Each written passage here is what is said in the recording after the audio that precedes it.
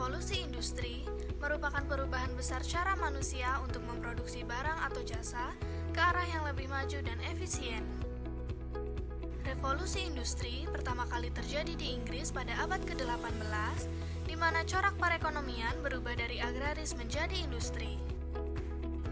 Hingga saat ini, revolusi industri telah sampai pada periode 4.0. Yuk kita menilik kembali revolusi industri periode 1.0 hingga 4.0. Revolusi industri 1.0. Periode ini terjadi sekitar tahun 1760 hingga 1840-an.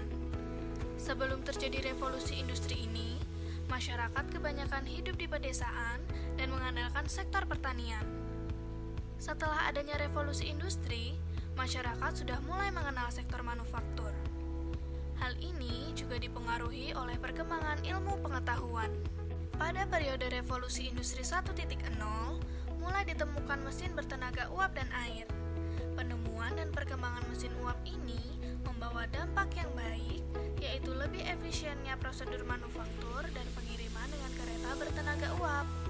Di periode ini juga ditemukan metode corona discharge yang menjadi dasar teknologi penghilangan partikel pada aerosol. Akan tetapi, dalam periode ini terjadi pembakaran batu bara yang besar-besaran. Selanjutnya adalah revolusi industri 2.0 yang juga dikenal sebagai revolusi teknologi.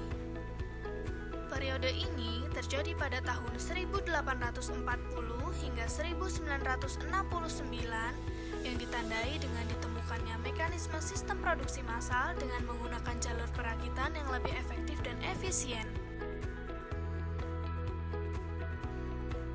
Terdapat kemajuan revolusi pada periode industri 2.0, yaitu yang pertama, pengembangan sumber daya ekonomi seperti minyak bumi dan batu bara sebagai bahan bakar.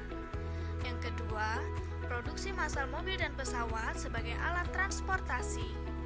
Yang ketiga, penggunaan telegraf untuk alat komunikasi jarak jauh. Dan yang keempat, meluasnya pemakaian mesin industri untuk manufaktur. Berikutnya adalah periode revolusi industri 3.0 yang terjadi antara tahun 1969 hingga 2012.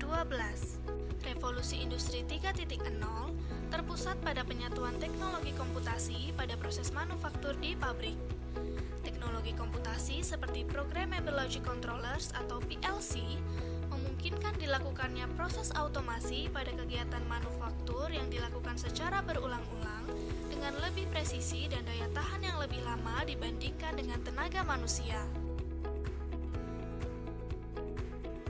Yang terakhir adalah revolusi industri 4.0 yang terjadi pada tahun 2013 hingga saat ini.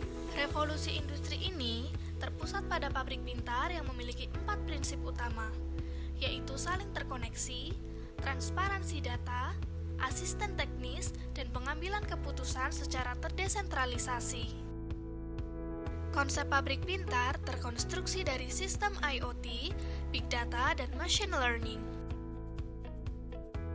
Setiap hal pasti ada baik dan buruknya. Begitu juga dengan terjadinya revolusi industri. Revolusi industri sejak periode 1.0 hingga 4.0 memberikan dampak positif, yaitu yang pertama, peningkatan pola hidup lebih cepat dan efisien. Yang kedua, perkembangan teknologi yang lebih pesat dan maju. Yang ketiga, peningkatan ekonomi dan kesejahteraan. Dan yang terakhir, peningkatan teknologi untuk bidang kesehatan dan industri. Namun, revolusi ini juga membawa dampak negatif, yaitu yang pertama, pengurangan tenaga kerja karena telah tergantikan oleh teknologi mesin dan robotik. Yang kedua, individualisme yang semakin tinggi. Dan yang terakhir, modernisasi pada berbagai lini khususnya kebudayaan. Meski membawa dampak positif maupun negatif, revolusi industri sudah terbukti memberikan peluang baru di setiap tahapnya, mulai dari periode 1.0 hingga 4.0. Tentu saja revolusi tidak lepas dari penemuan destruktif yang bisa saja menumbangkan pihak lain yang tidak siap. Kita sebagai para pemuda-pemudi di umur produktif ini harus bisa melihat revolusi industri dari berbagai sudut pandang. Sehingga bukan sebagai ancaman, revolusi industri akan dapat dilihat sebagai peluang baru yang menguntungkan.